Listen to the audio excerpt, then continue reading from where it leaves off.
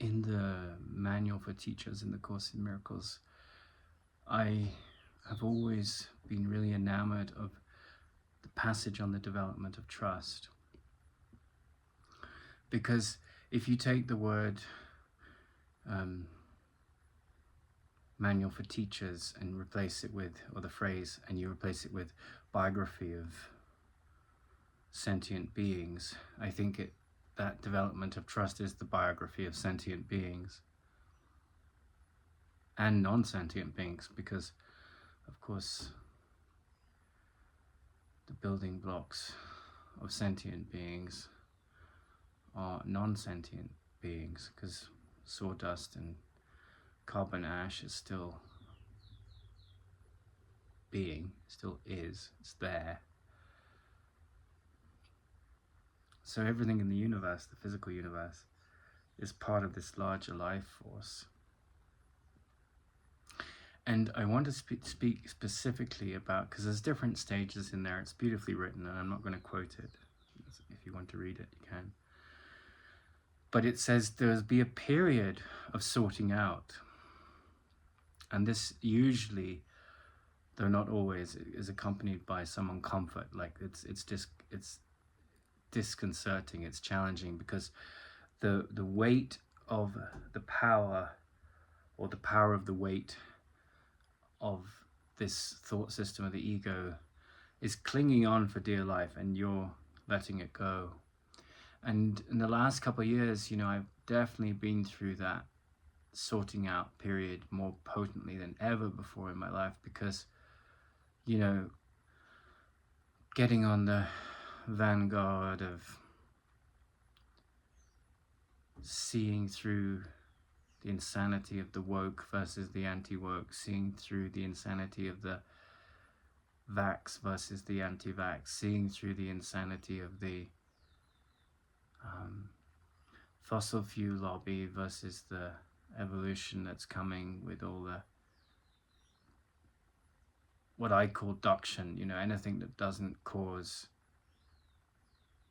when it comes to extraction of fuel or food, doesn't cause muddying of the environment through fossil fuel pollution or eutrophication, or that's where rivers get polluted by algae because of runoff of fertilizer. Anything that doesn't work in harmony with nature, anything that doesn't support the blooming of life at the physical level, in the spirit of what the Greeks called logos. So I got very involved in these things, and they're all things which are invested in fixing the world of illusions. And the sorting out for me was just hitting a wall. It was like, getting involved with these debates is fine. Elon Musk is sort of the ringleader of this. He's like, we've got to colonize Mars. And yeah, sure enough, I'm sure we'll become an interplanetary species. And all that passion and imagination that penned Star Wars and Star Trek and led to this huge fascination with the evolution of life beyond this planet and then beyond this solar system. All of that stuff can bring us hope, mining asteroids. They said that the first trillionaire will come from whoever manages to mine an asteroid. But these are all things that you can't judge, but can trap you, in the sense that you can think, oh, my place here is to be part of supporting, clear thinking, clear action that is loving for my fellow man. And however that comes up for you in your political or technological views, you can get lost in that. I know people that I watch, and they're just spending their whole lifetime using their intellect, and often it's brilliant, and you're just like, wow, what ingenuity. But the movement towards this other momentum of perception within you, you can delay, but you cannot go back. Once you've had some spiritual experiences, once you've seen that the foundation of your being lies on the rock of inner peace. And deviation from distractions that trap you in unpeace, conflict, no longer holds sway for you. I mean, you're like a train that, you know, is approaching the speed of light, and the only thing that's getting in your way is the weight, the mass of your resistance in your mind. Because as things get closer and closer to the speed of light, you know, they tend to burn up, because light is matter burned up. And using that metaphor, it's like the weight of the ash of the shadow, or the trail of ash that comes with the shadow of fearful thinking. In the ego thought system, that weight accumulates as grievances and bitterness. But in the context of the Course in Miracles, it's like love created you like itself. Love holds no grievances. If you are like itself, you have no grievances, and all that is built in your mind, the whole edifices of grievances, has nothing to do with your real identity. And by assuming your real identity, by not assuming it, but by letting go of everything that isn't it, like Michelangelo said of his creation David, I took away everything that wasn't David. And that's the artist that comes with real spiritual wisdom. I mean, you're just discounting the lie, and it's the hero's journey. It's a tremendous journey. And so in my case, that was like achievement in the world. I have to see myself with a degree, because I've always been challenged, but it's not because I lack the intelligence to get a degree. I could easily do that. But what I've been challenged by is the myopia of the closed mind of the scientific and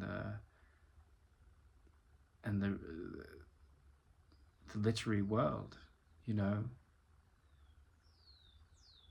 The greatest writers probably don't need a degree. They need to learn and study and come up with good metaphors, and practice their art.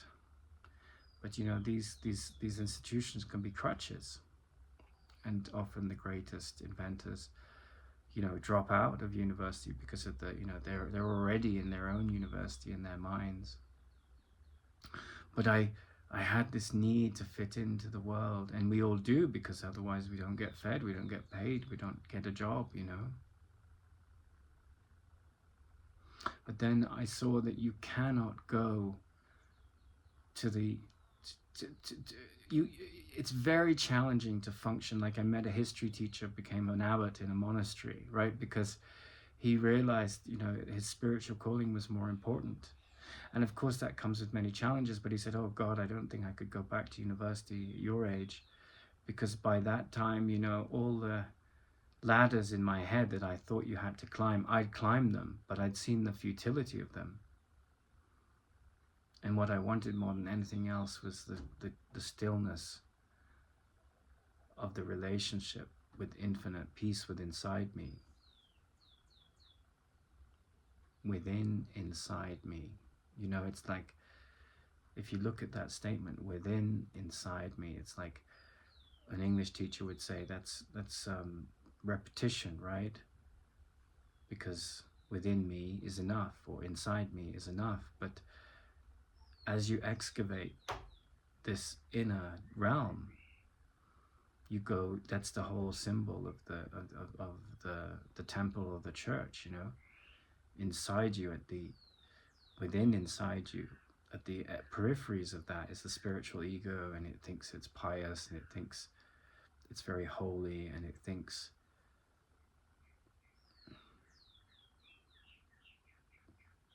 a lot of monstrous things, and they're the gargoyles on the outside of the temple that keep you out of your greater depths.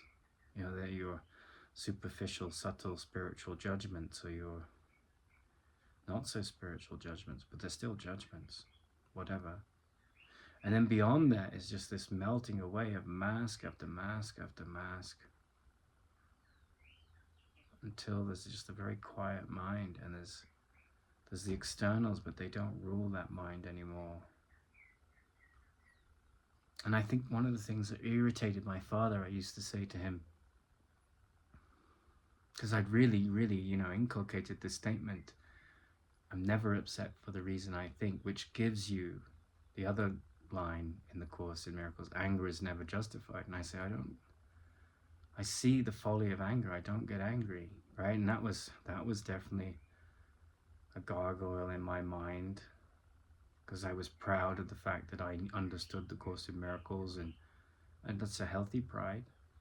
But then, boom, when I told people I don't get angry, they're looking to try and trigger me, and they attack me, and that got me angry. I was like, this is abuse of my sovereignty. It was, right? And then I went to the other end of that. I went deeper within inside me, more sorting out.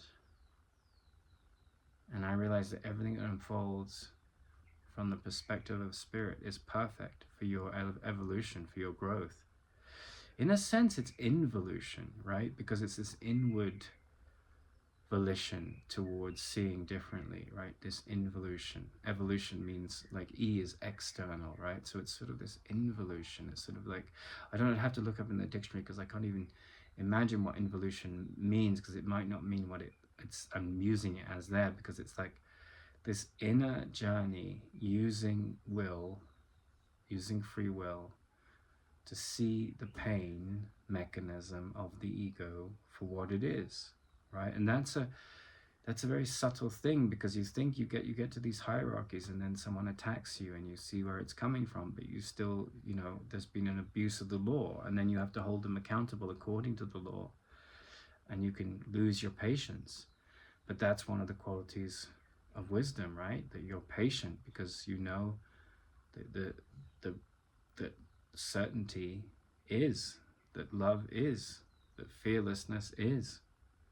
And all the shadows that clamor and say, no, you're wrong, have no power against a mind that's committed to that goal.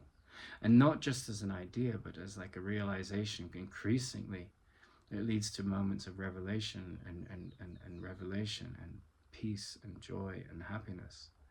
And at that point, that's why the saying is, it is darkest before the dawn. That's when the ego is most going to try and trap you, right? When you've got furthest along, you think you've made it, you think you understand the principles of Buddhism or Ramana Maharshi or the Course in Miracles or Ho'oponopono or any of these philosophies that recognize that the outside world is a projection of how you're seeing it. And then there's a resistance to going deeper, because you're leaving the trap of being an identity within that realm, which gives you all your meaning and all your dissatisfaction and satisfaction, right? You're going beyond the pairs of those opposites. And almost certainly you're going to go through a crisis, a mini crisis or a big crisis, and you're going to, the people that you hang around with, that you had associated with, that have been, firm friends, that have clubbed together and supported your hatred of men or your hatred of women or your hatred of foreigners or your hatred of people that hate foreigners or your hatred of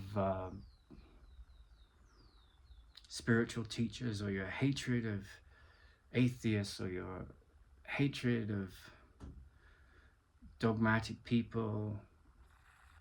All of it is just a pushing out of your self-loathing and sense of lack of self-worth through the prism of the hologram that is the mechanism that creates perception. And so true humility is just like constantly sitting at the altar of reinterpretation of all your upset in your mind, and others upset too, because your job is not to be a witness to their sadness, although compassion would sit with it, but a witness to what's the hidden calling in their healed story, in their healed mind.